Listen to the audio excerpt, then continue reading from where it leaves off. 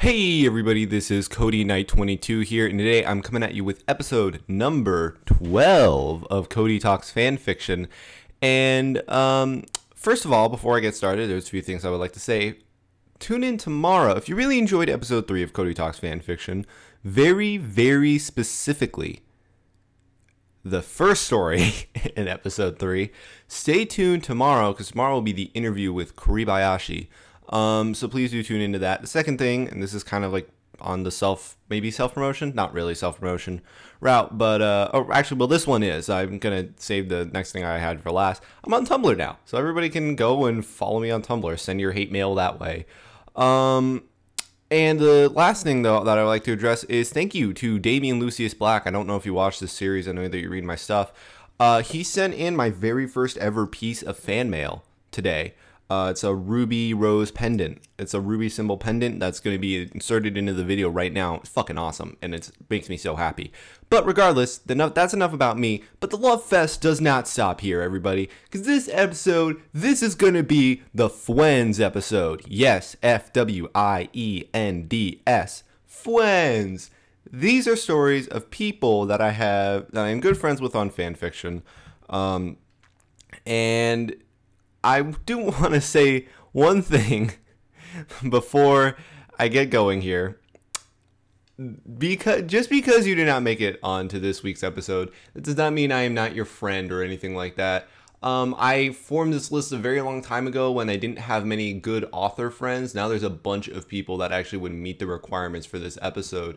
Leah Dancing on a Pin, Elfin Lied, even Kuribayashi now a little bit, and then a couple other people as well. So I mean, that's just like naming 3. So yes, this episode's name can be a little bit misleading, but just know that, you know, I've had this list formed for quite some time. I've had it formed really since like the 4th episode of Cody Talks Fanfiction, and I knew I was gonna want to use it one day, but I never could. I never just found a way to get it out there. So let's get going, though. That's enough of my apologies to anybody that is my friend and author that meets the qualifications to make it on the show. Let's get started on this particular episode. Just so everybody knows, pretty much the formatting is going to be identical. I'm going to avoid using their real names, except for in one case, just in case they would rather me not, and I wanted to surprise them with this, so I didn't want to ask, you know, hey, would you be okay if I use your real name in Cody Talks Fanfiction? But the first story is going to be... That's not the first story. There we go. The Simple Life, a RWBY AU by NotYourAverageOtaku. A RWBY AU where Ruby, Weiss, Yang, and Blake all live in one big house. They go to the same college. Who knows what could happen? White Rose and Bumblebee rated M as of now. Lemon as of chapter 3. What to do? Apparently each other. Hey! Fucking hate myself so much. I just want to clarify, not every story that I'm going to be doing is fluff. I'm not friends only with fluff authors. Only friends with romance authors, apparently, but not fluff. And definitely, though, this is fluff. This is through and through fluff. I really don't know what I can say about it. They go to college. They all live in one house, financed, of course, by Weiss. And they all are in college. They're all dealing with, you know, living with each other. Weiss and Yang, of course, don't like each other very much. Really hope Yang slogs Weiss, just saying. And Master Koza will be happy. Otaku will get that. But anyways, yeah, there's really not much. There's not plot going on here. And there's not a whole lot to say about the story. Unfortunately, there are only 4 chapters to this story and about 6,587 words. So this one's short. This one people might think is more of a reach for me to put on this series. I generally try to get stories with at least a little bit more tangibility on there, but I wanted to get this one on. So what do I do like, I think that it's good fluff. I think that you can do bad fluff, and albeit I think that it's difficult to do, but this is definitely qualifies as good fluff.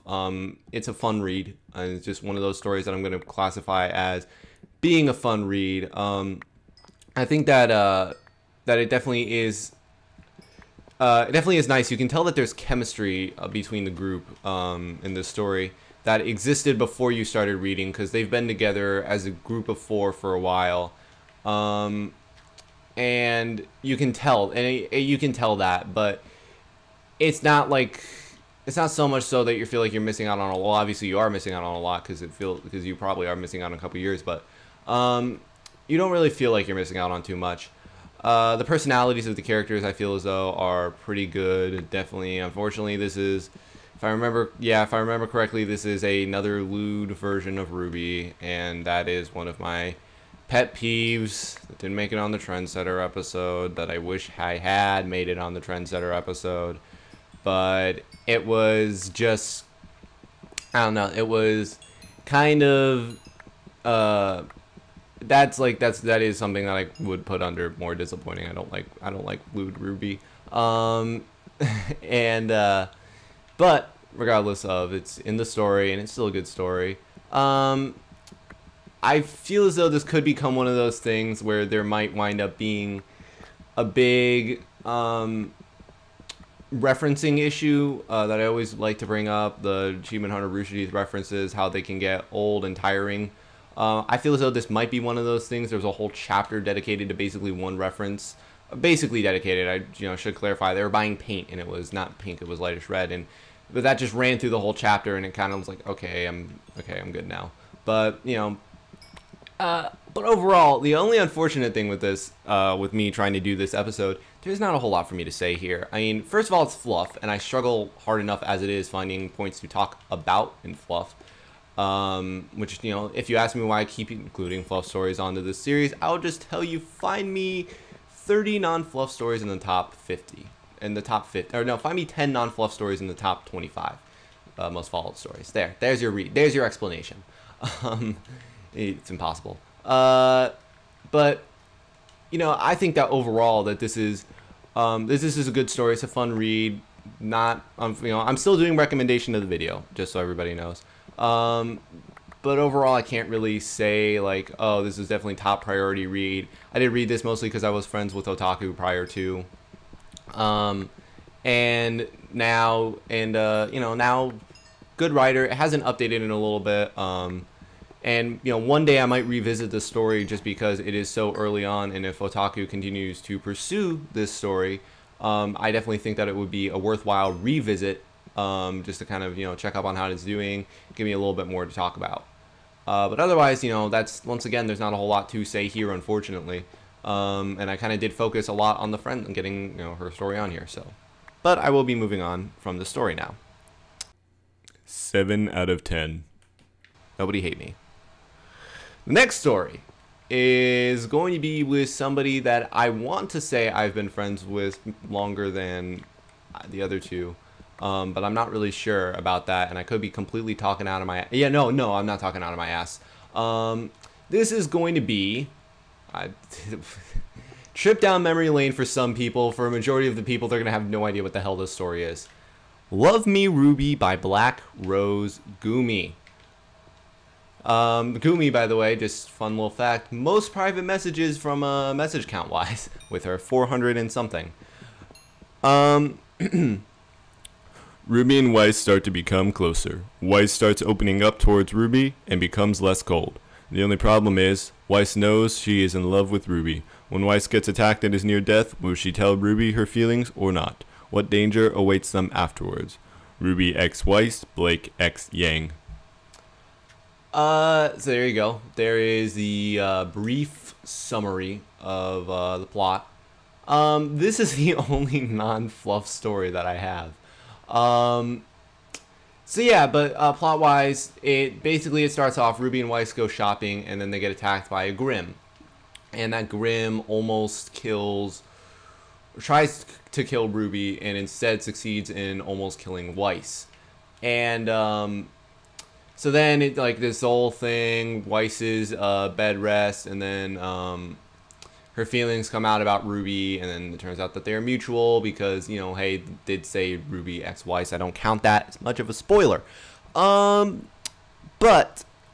overall, I really enjoy this story. I think that, this is one of, it's this story goes back for me. I think that this was one of the first stories that I read on Fanfiction. It was this story, and then you had, which was earlier in the series, Bloodstained Chessboard. So this story is going back. It was published August 26th. So I don't know how many people. Oh shit. I don't know how many people actually know this story. My money is on fewer rather than more. But yeah, it's a good story. It's a very, very good story, and I really love the story a lot because, you know, I'm not just saying that to please BlackroseGUMI, but so, you know, some things that I really enjoyed about this story is I think that there was a weird thing where when it was published and the personalities that we had to go off of, it was like a perfect portrayal of them, of kind of what we knew about the characters for sure. Ignoring the trailers, because I do feel as though the trailers were not the best representation of these characters' personalities. They were weapons demonstrations, as Mani said. But, you know, for what we had at the time of the show, though, it was a very perfect portrayal of these characters. You know, Ruby's innocence, Weiss's coldness, Yang and Blake just kind of being there and being fun, and Blake overall just kind of not being mysterious but not overly mysterious. And I think it wound up working really, really well. And I think that another bonus to this story is I just realized I could have done this in the plot twist episode. I am such a moron. Was that it was kind of, plot wasn't really there to begin with. There was one near-death experience with Weiss, obviously. It happens very early on in the story. Hey, spoiler alert, she lives, and the story actually does continue on. But beyond that, though, it wasn't really a plot beginning. I'd still count it as fluff, and I don't care what you say, Elf and Liad. That's my definition of fluff. I'd still count it as fluff. And but then, you know, kind of as time went on, plot was included into the story. And it was really, really well done from that standpoint.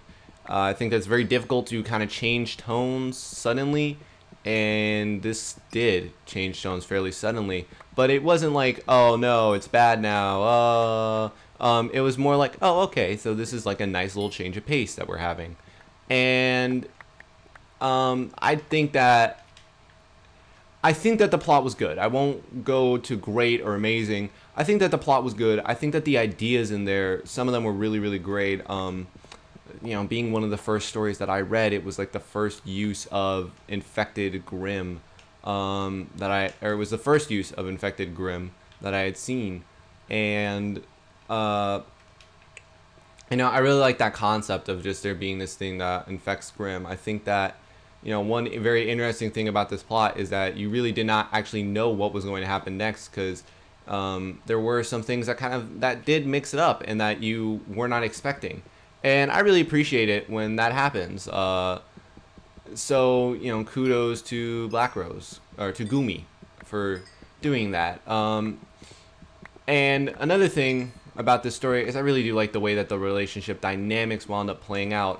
I cannot remember, it's been a little bit, I skimmed through it for a brief little plot reminder.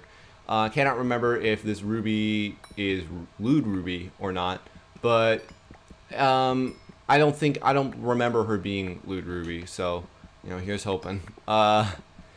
And overall, though, I think it's a very good story, but, you know, do have to include some other things in there. Anybody ever hear of writer's conveniences, where, you know, somebody opens up a door, or there happens to be something very convenient, or characters happen to walk in at that exact moment? Damn near everything, you know, it's kind of like writer's convenience is just making things easier for the writers. You know, instead of making it, you know, some things play out a certain way, having a little bit more difficulties writing about it, you just have it play out a certain way, or you just have it play out the other way and have it play out really, really easily. And unless your name is George R.R. Martin, where everything seems to go worse for your characters, there really is writer's conveniences everywhere. where you just kind of take advantage of these things. Gumi's a really big fan of those. I would go as far as to say too big of a fan of those. I have talked with Gumi. She's mostly is just kind of wants to write romance fics, but it still is kind of like, to me, it can get a little bit much. Very, very early on, you see a really extreme example of writer's conveniences, with katana, with an old katana being in a bush, and it was just kind of like, well, you have no place here, you have no power here, and except it did, and so it was just kind of like, okay, I'll buy into it, but it's just, it's a bit much. I think that at the end of the day, it kind of boils down to being a bit much. I think that towards the end, with the inclusion of plot, I said that the plot was good. I didn't say it was great. And the reason that I'm leaving it at good is because it accelerated too fast. I think that there was a certain point where it was just one chapter would be one major plot point, next chapter another major plot point, next chapter another major plot point. And it's not the kind of story that really could get away with that, because it wasn't huge time jumps or anything. I think that within the timeline that these things existed, it was all fine, but I think that it went from one to the other too fast, and you were never given proper time. And the only reason that you were given proper time, sorry, I should say this, to reflect on these plot, to reflect on these plot jumps is because, Jesus, I apologize, I'm burping all of a sudden. But the only reason that you were given time to reflect on these plot points was just because of the fact that, was just because of the long time between chapter updates, I should say. There'd be one chapter, and you'd have one chapter, and then it'd go a really long time, and then you get another chapter, and then you were kind of given proper time to reflect on it.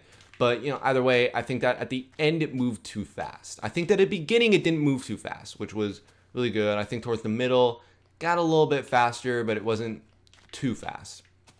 But the end, though, I absolutely would say the plot accelerated way too fast, and it did detract from the story a little bit. I forgot to mention this in the plus things. Like, one of the right off the bat things was that she was planning on writing a Yuri sex scene. She didn't overdo it. I can only remember one, which is really, really nice, and I just wanted to bring that up because thank you for not doing smut/fic, or lemon or /fic. Total /fic.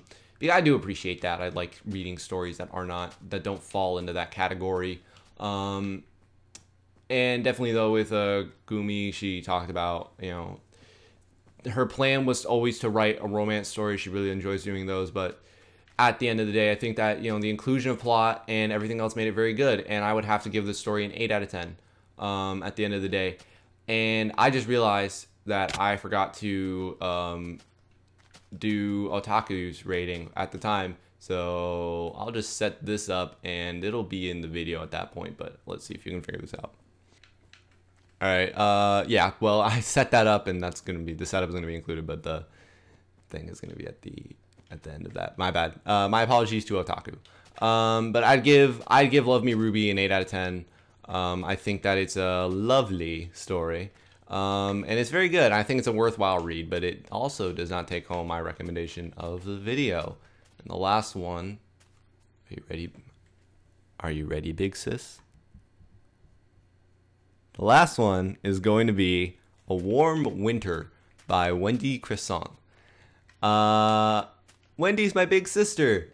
She's not actually my big sister, but I joke that we're sisters. So, Weiss discovers a new side of Ruby Rose, a more mature, artistic side of her. Weiss learns to open herself up through art. White Rose fluff short. Yeah, another fluff story. This one I included in there partially because Wendy will hate me for doing it, partially because why not? And partially because I really enjoy the story. But I think that, this story plot-wise, actually is really a good summary of the plot.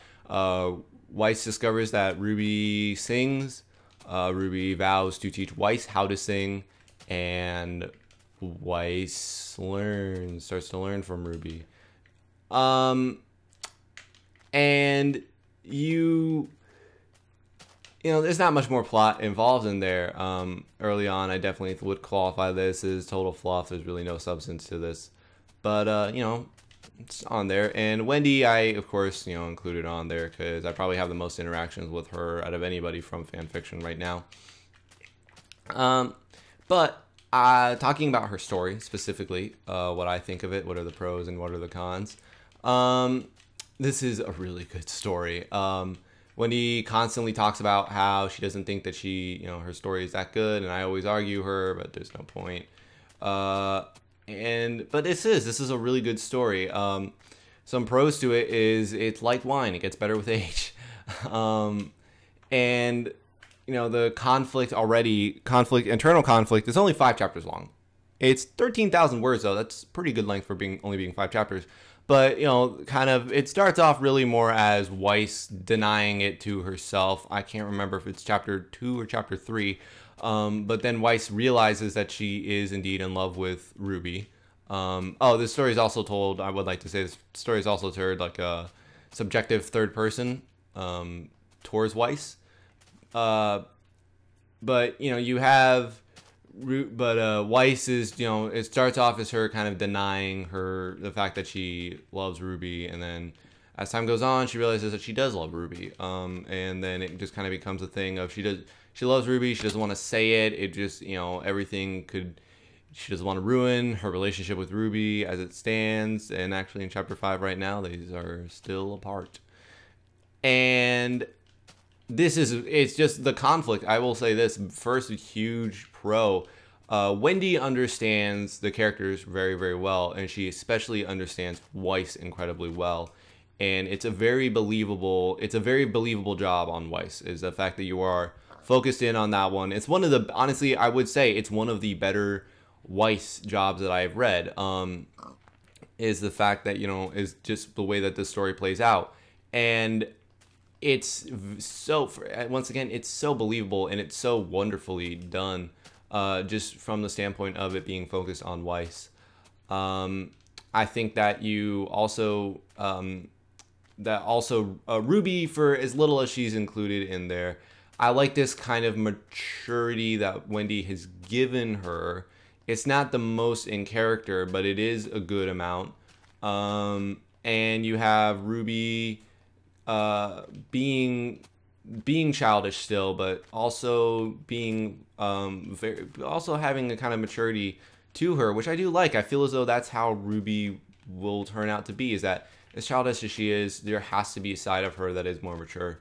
And I think that Wendy's doing a good job of showing that. Mostly shows that. She doesn't show a whole lot of RWBY. A lot of it is Weiss struggling with herself. And as time goes on, this story is getting better, and the biggest plus that I can give is the internal conflict, is the fact that the internal conflict is awesome. And I'm enjoying the hell out of it. This last chapter was the best chapter so far. The chapter before that was the best chapter. Chapter before that was the best chapter.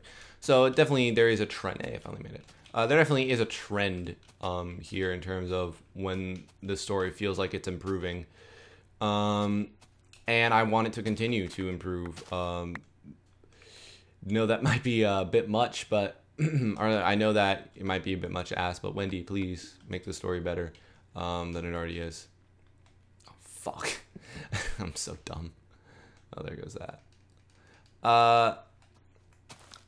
But other sides to this story. I